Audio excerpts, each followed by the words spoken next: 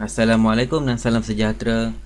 Okey, kita bertemu semula dalam modul yang kedua dalam siri panduan revolusi manipulasi Instagram, yang mana dalam modul ni saya akan ajar ataupun saya akan kongsikan kepada anda bagaimana cara untuk membina profil berpengaruh dalam Instagram. So, orang lain buat akaun Instagram untuk kongsi gambar selfie, gambar makanan dan jadikan akaun personal, tapi kita sebagai peniaga, kita kena jadikan akaun Instagram ni sebagai satu katalog perniagaan kita. So, konsep mudah dalam Instagram ni adalah biar gambar yang berbicara.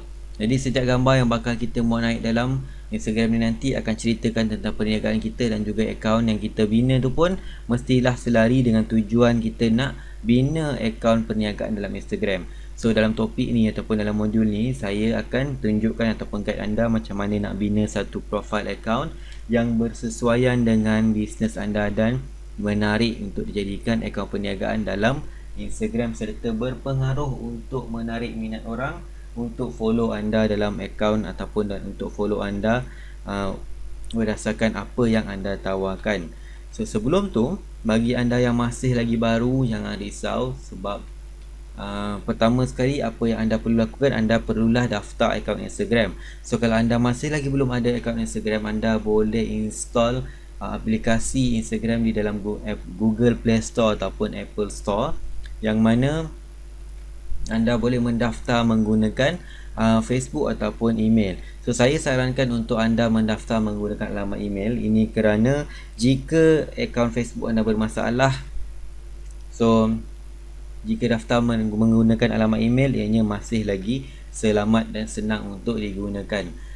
Jadi sekarang ni sedikit paparan ringkas berkenaan dengan akaun Instagram ini, terutamanya bagi anda yang masih lagi baru menggunakan ataupun inilah kali pertama menggunakan akaun Instagram.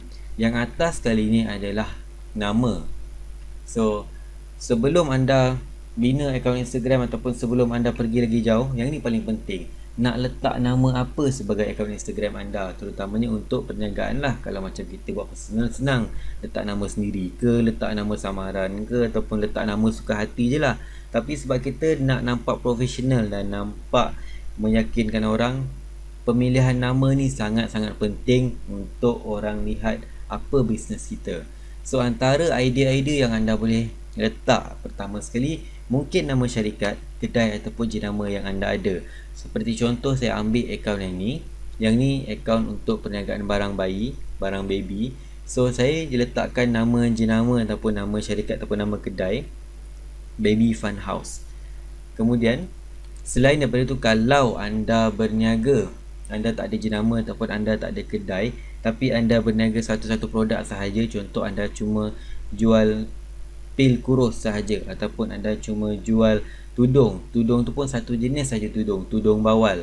So, anda boleh letak nama produk, contoh tudung bawal, ataupun contoh lagi tudung cap kicap. So, yang ini pun anda boleh letakkan sebagai nama. Dan yang ketiga, selain daripada itu, kalau anda tak menjual tapi anda buat servis, anda boleh letakkan apa yang anda tawarkan. Contoh, kalau anda buat printing, mungkin boleh letak printing murah. Okay, simple kan sebenarnya nak pilih nama ni. Yang penting, ini adalah tips bagaimana nak letak nama. Nama yang kita pilih tu senang nak ingat, senang nak eja. Saya ambil contoh nama-nama besar ataupun jenama-jenama besar dekat luar sana. Contoh macam Milo, Honda, Suzuki, Yamaha, Zalora, Lazada. Ada juga Bella, Amara, Kalakisha. So, senang nak ingat kan, senang nak ingat. Lepas tu orang pun senang nak eja. Sebab kalau boleh elakkanlah ejaan-ejaan yang mengelirukan. Contoh macam perkataan Khalib dengan Khalib, sebutan lebih kurang sama, tapi kalau kita cerita kat orang, kita nak sebut kat orang, orang pun kadang-kadang keliru, huruf K ke huruf C. Dan contoh lain macam collection ataupun dengan collections, ada S ataupun tak ada S. Sebab macam ni konsep dia mudah. Kita jumpa orang akan tanya kita apa nama akaun Instagram kita. So, kalau kita nak sebut pun berbelit lidah, orang lagi lah susah nak ingat ataupun orang lagi lah susah nak jumpa kita punya akaun. So, macam mana orang nak jumpa akaun kita kalau kita pun dah buat ataupun kita letakkan nama yang menyusahkan orang untuk cari. Okey, dan kemudian yang kedua, anda kena tahu lagi sedikit paparan Instagram dekat bahagian yang dibulatkan ni. Ini adalah logo ataupun anda boleh masukkan gambar logo perniagaan anda. So tak semestinya logo ni persilah selari dengan nama apa yang anda pilih tadi. Contoh, kalau anda letak nama jenama, so boleh letak anda punya logo jenama ataupun syarikat.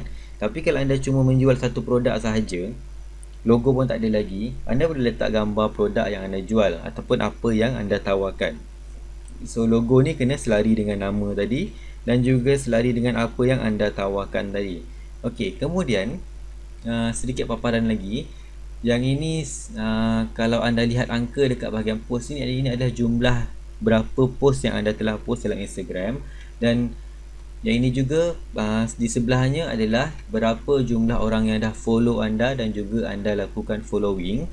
Kemudian dekat bahagian tab bawah ni 1, 2, 3, 4, 5, yang ini pertama sekali untuk butang home, dan seterusnya adalah search jika anda nak membuat sebarang carian nanti, dan butang yang tengah-tengah ni adalah untuk anda post ataupun upload gambar. Dan yang keempat, butang notification, yang mana jika anda ada orang komen, orang reply anda punya komen, mention anda dalam Instagram, yang ni akan like anda punya gambar, yang ni akan keluarkan notification kepada anda. Dan juga yang seterusnya adalah butang button profile, yang untuk anda lihat profile anda. So, dan bahagian yang paling penting untuk anda bina akaun Instagram yang berpengaruh adalah bahagian sini.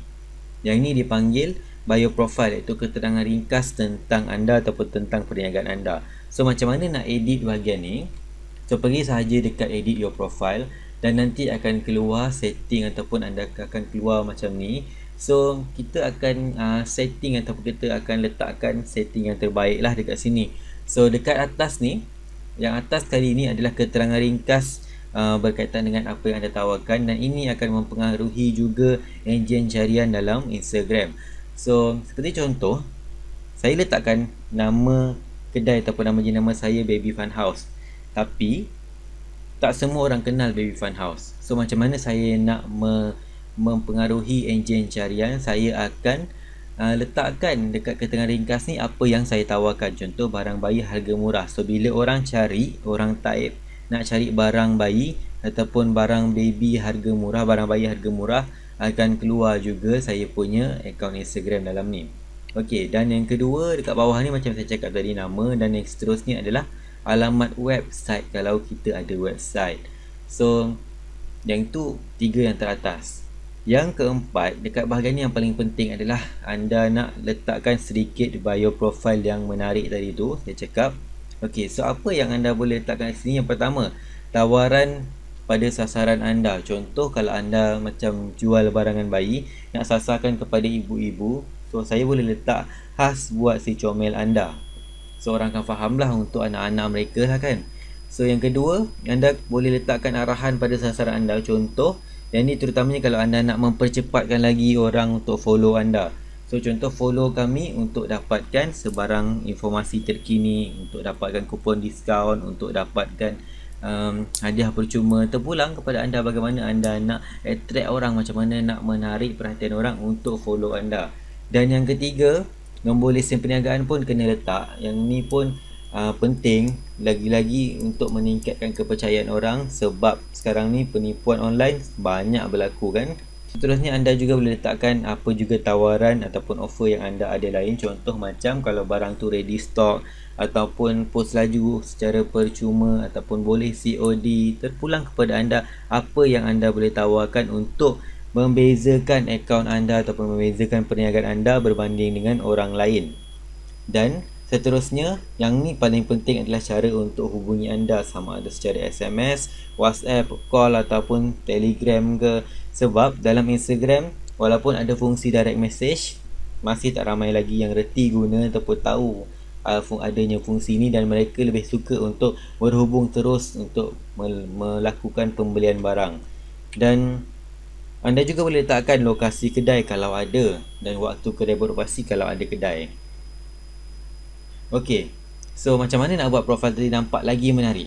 Kalau perasan, tadi ada beberapa simbol-simbol yang saya letakkan dekat profil tadi kan. So sebenarnya simbol-simbol ni, kalau daripada aplikasi Instagram terus, anda tak boleh buat.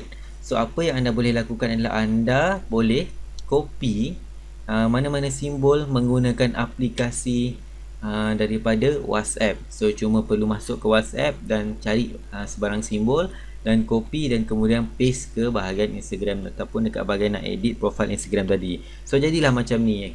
Contoh macam saya letak ready stock ni, ada gambar jam dan seterusnya. Kalau macam post laju, gambar macam van post laju contoh lah, ataupun macam ni kalau orang tu jual bag, so boleh letak gambar bag dan nombor phone, letak gambar telefon bimbit. So macam tu dia tulis X call tu tak boleh nak call, X COD tu tak terima COD, dan X dropship tu pun tak terima untuk dropship. So macam-macam simbol yang anda boleh copy paste daripada aplikasi WhatsApp. Okey, seterusnya ada satu profil ataupun ada satu setting lagi yang anda perlu faham dekat profil anda nanti, iaitu public versus private. So apa itu public, apa itu private? Public ni adalah akaun anda boleh dilihat oleh post-post anda boleh dilihat oleh orang lain walaupun mereka tak follow anda lagi. Contoh macam akaun ni, yang ni kita belum follow, tapi setiap semua post 13,458 post ni, kita boleh lihat semua gambar yang Nora Danish upload walaupun tak follow. Dan yang kedua, private adalah orang nak tengok apa yang kita post, mereka kena follow dahulu. Hanya follower sahaja akan nampak post-post kita. So bila kita masuk dekat akaun Instagram tu pun, dia akan tulis this user is private. So ini antara beza public dengan private. So mana yang lagi bagus? Ada bermacam-macam pendapat. Cuma saya boleh ceritakan beberapa kelebihan dan juga kekurangan sama ada anda pilih untuk lakukan secara public ataupun post. Pertama sekali, kalau public, pelanggan boleh tengok terus apa yang kita tawarkan, dan kadang-kadang boleh hasilkan jualan yang cepat walaupun follower kurang. Tapi kenaikan ataupun kadar kenaikan follower sedikit slow lah, sebab orang dah nampak kan apa kita tawarkan, dan kalau betul-betul tak menarik, memang orang takkan follow. So perlulah gambar yang betul-betul menarik, mengancam dan boleh menarik perhatian orang untuk sentiasa rasa nak tengok apa yang kita post, dan seterusnya mereka akan follow kita. So beza dengan private, follower memang cepat naik, sebab biasalah kalau orang nampak benda-benda yang tersembunyi ni, orang akan rasa ada perasaan ingin tahu, rasa nak tahu apa yang dia selalu post ni. So orang akan follow dulu, request follow, dan barulah bila kita approve, barulah mereka boleh tengok apa yang kita post. So followers memang cepat naik. Dan selain daripada tu, kita boleh juga tapis followers, sebab setiap kali mereka request, kita ada hak untuk reject ataupun terima mereka punya request sebagai follower. So kita boleh tapis sebab apa? Kalau kita berniaga, mestilah kita tak nak orang yang berniaga ataupun pesaing-pesaing kita pun follow kita kan, ataupun orang-orang yang tidak ada kaitan dengan kita punya target market. So contoh kalau anda jual tudung, tapi tengok-tengok ada banyak budak-budak sekolah lelaki yang follow, so anda boleh reject saja supaya tidak mencacatkan anda punya followers tu nanti. Okey, kemudian selain daripada tu, anda juga boleh tambah minat bakal followers, sebab macam saya cakap tadi, bila orang nampak benda-benda yang private, orang makin rasa minat nak tahu apa yang anda post. Cuma paling penting, anda kena letakkan sedikit arahan dekat bahagian profil. Macam yang saya ajar sebelum ni adalah letak sedikit arahan untuk orang follow. Contoh, follow kami untuk dapatkan sebarang informasi terkini, untuk dapatkan promosi terkini, ataupun untuk dapatkan diskaun hebat. Terpulanglah bagaimana anda untuk tarik perhatian mereka. So jika tanya pada saya mana yang lagi bagus, dua-dua ada bagus, dua-dua ada kekurangan. So saya punya strategi biasanya adalah bila follower saya masih lagi baru, masih lagi kurang, mungkin bawah pada 1000, saya akan letakkan bahagian private. Ataupun ada setengah akaun yang memang saya sentiasa private kan, supaya saya nak sentiasa hanya targeted follower sahaja yang betul-betul saya terima untuk masuk, dan saya akan berkeadaan public bila ada waktu-waktu tertentu sahaja. Ini kerana ada satu lagi fungsi yang anda kena faham kalau dalam public, kalau dalam mode public adalah jika mereka lakukan carian di bahagian search, hanya post-post untuk akaun-akaun public sahaja yang akan muncul di dalam bahagian carian. So kecuali kalau mereka dah follow anda, barulah anda punya post akan muncul dalam bahagian carian. So dua-dua ada kelebihan masing-masing. Anda boleh pilih mana yang anda rasa selesa. Cuma bagi saya, kalau saya punya cara, saya lebih suka pada private. So kita akan berjumpa pada modul yang seterusnya, yang mana saya akan ceritakan lagi bagaimana anda nak dapatkan follower. Kita akan berkenalan dulu apakah jenis-jenis follower yang ada dan bagaimana cara-cara nak tingkatkan follower. So berjumpa dalam modul yang seterusnya. Assalamualaikum.